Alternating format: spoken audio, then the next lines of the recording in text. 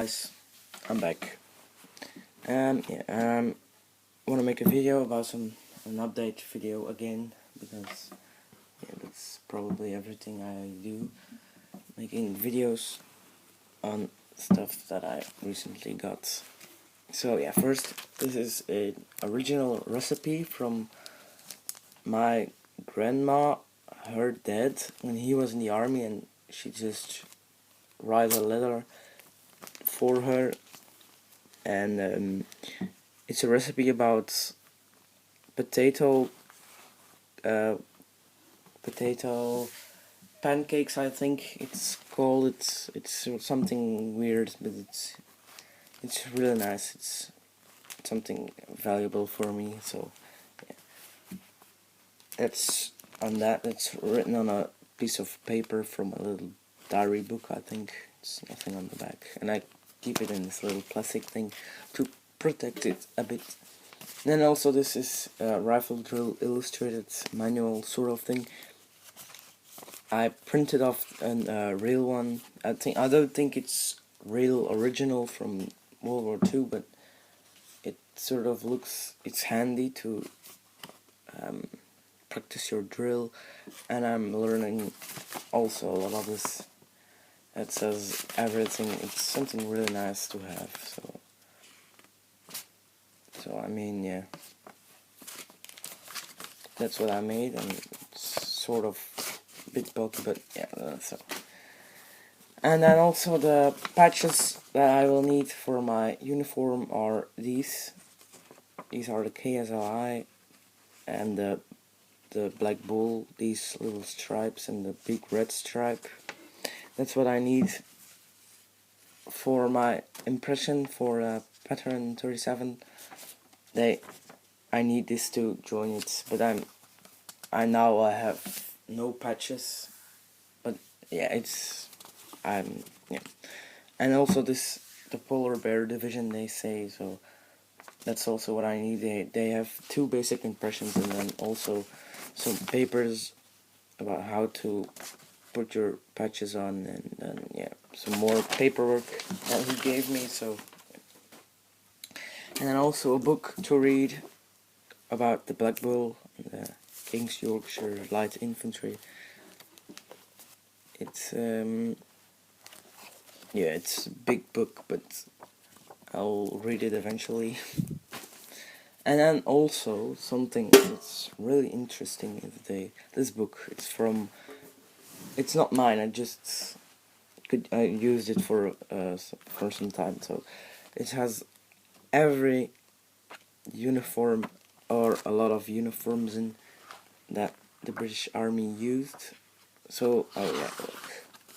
Like the ammo carrier I was talking about in the previous video that looked like this, and it also seems to be that this one, the known ammo carrier I said it's actually a thermos carrier for thermos for soup and yeah, that's pretty cool. It's in really nice condition. I showed you this in my previous video, dated 1943. So yeah, that's actually a thermos carrier. That's really nice. Put this away. So yeah, it has a lot of uniforms in, like the grenades, and yeah, and sorry for the shiny thing on my window. Yeah, and it has a lot of this. A really handful book. And another thing is this white box with my bracelets in.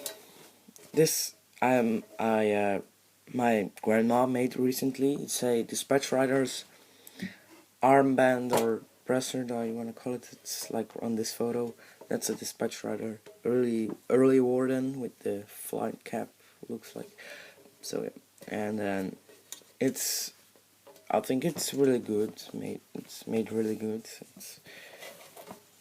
And then I have a medical armband, another one which is weathered. The Polish military armband, and then she made me another one because I like a clean one too, to maybe for parade or something.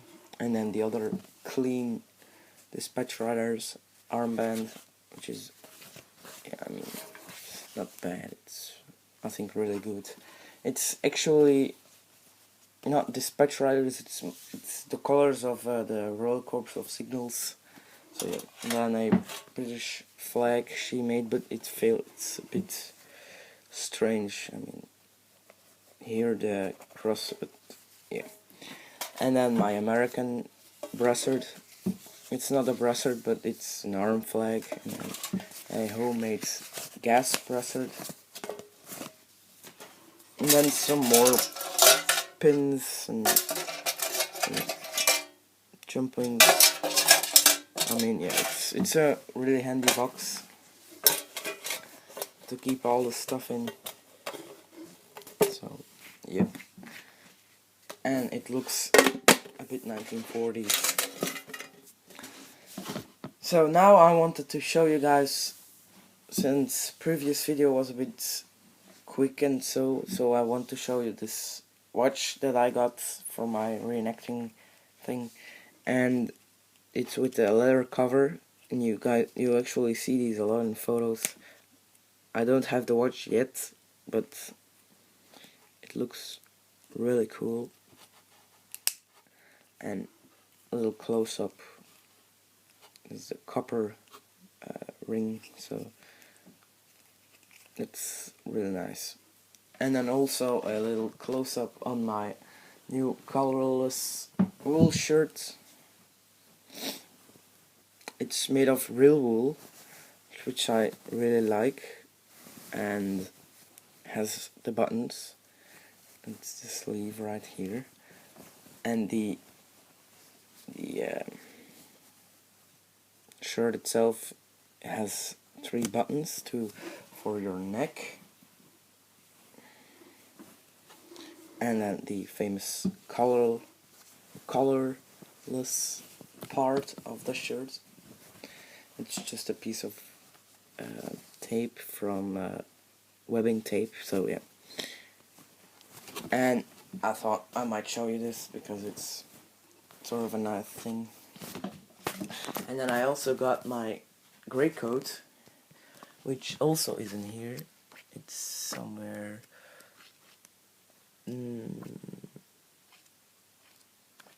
Wait a second. Oh yeah, what?